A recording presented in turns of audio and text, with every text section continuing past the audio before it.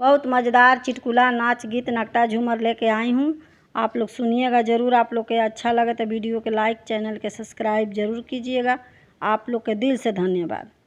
लड़ी गईले नजरिया दरोगवा से सखी कैसे बताई, सजनवा से सखी कैसे बताई, सजनवा से सखी कैसे बताई।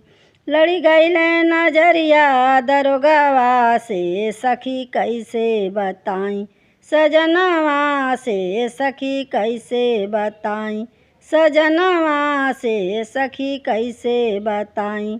ससुर जनी जई हैं ससुर जनी जई हैं, ससुर जनी जई हैं ससुर जनी जई हैं।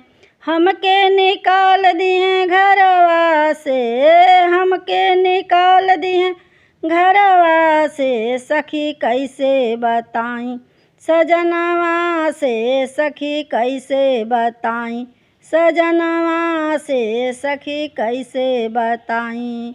लड़ी गईले नजरिया दरोगवा से, लड़ी गईले नजरिया दरोगवा से सखी कैसे बताई, सजनवा से सखी कैसे बताई, सजनवा से सखी कैसे बताई। जेठ जानी जई हैं जेठनी जनी जई हैं, जेठ जानी जई हैं जेठनी जनी जई हैं।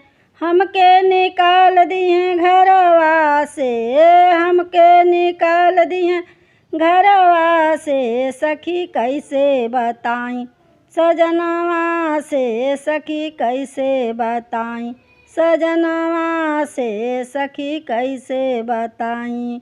लड़ी गईले नजरिया दरोगवा से, लड़ी गईले नजरिया दरोगवा से सखी कैसे बताई, सजनवा से सखी कैसे बताई, सजनवा से। देवर जानी जई हैं ननद जानी जई हैं, देवर जानी जई हैं ननद जानी जई हैं।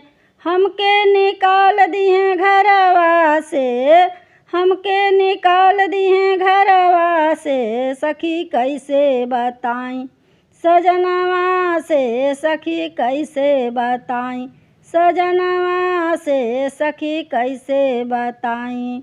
लड़ी गईले नजरिया दरोगवा से, लड़ी गईले नजरिया दरोगवा से सखी कैसे बताई, सजनवा से सखी कैसे बताई, सजनवा से सखी कैसे बताई, सजनवा से सखी कैसे बताई।